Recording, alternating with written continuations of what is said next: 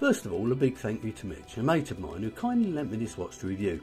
Mitch is a massive fan of my channel and a massive fan of me in general. For some time I've been eyeing up the PRX. From everything I've seen and read, the 40mm version of this watch suits wrists of the more muscular size, shall we say, and a chubbier gentleman. The 40mm version comes with either the quartz movement or the automatic Powermatic 80 movement. That was a mouthful. However, the automatic version will set you back about twice that of the quartz. This being the 35mm version, it only actually comes in quartz at the moment.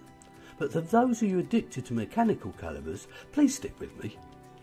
And welcome to my unpaid and unsponsored review of the Tissot PRX 35mm.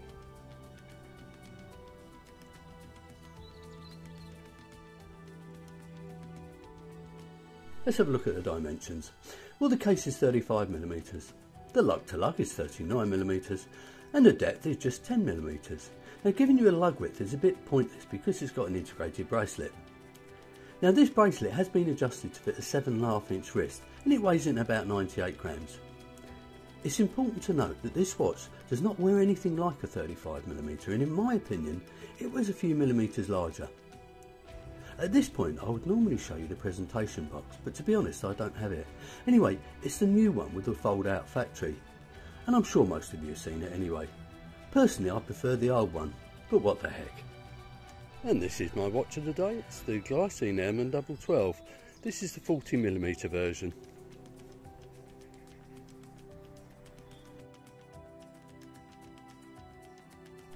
The signed 5mm push-pull crown is reasonably well known and it operates the watch as it should do.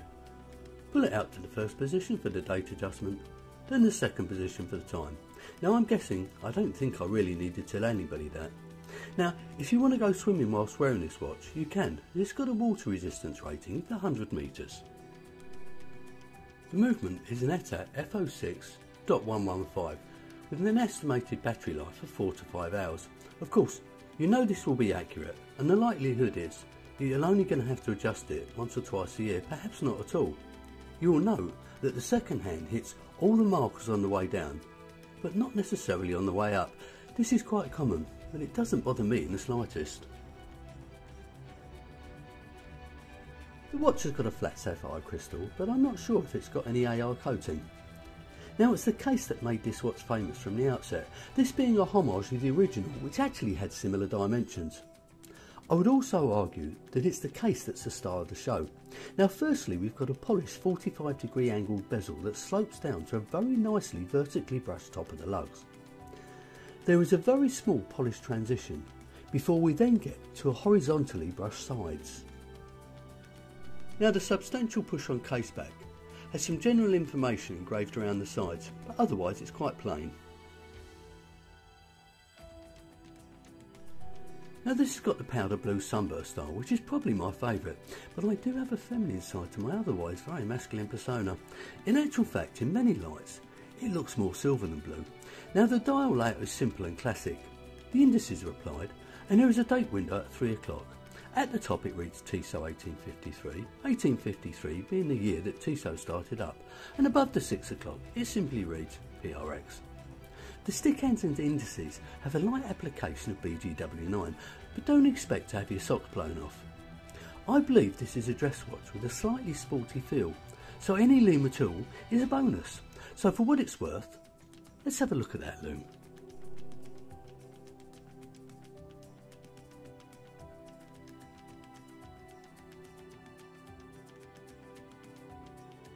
As mentioned earlier, the bracelet is integrated. It starts off at about 24mm and ends up at about 16mm.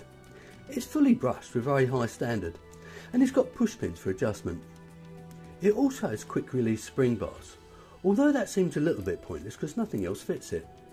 Now my only complaint is the underside edge is slightly sharp, but in general it does fit very comfortably.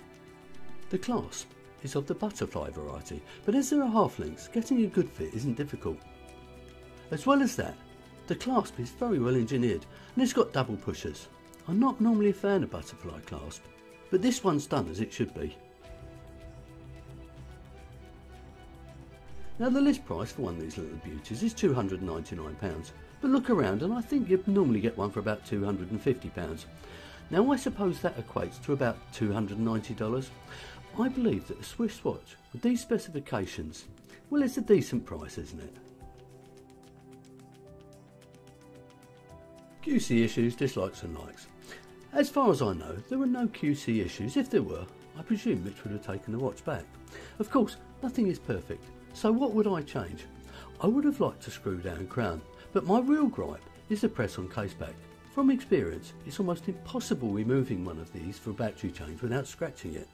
What's more, making it with a screw down case back really wouldn't have cost Tissot much more. Other than that, it's a very nice watch with lots going for it. The dial, especially in this colourway, is stunning, and the overall look of the watch is classic. This is the type of watch that makes the perfect day-to-day desk diver. So in summary, if you want a nice everyday beater that's well made, looks great and it's got Swiss heritage, you won't go far wrong buying one of these. The question is, would I buy one for myself? I probably would, but being the tight sod I am, I'll hang around until I can find a good used one at a bargain price. Now that brings me to the end of this review. So if you've enjoyed it, please click on the like button. Don't forget to leave your comments below. Subscribe if you haven't already, and enjoy the rest of your day.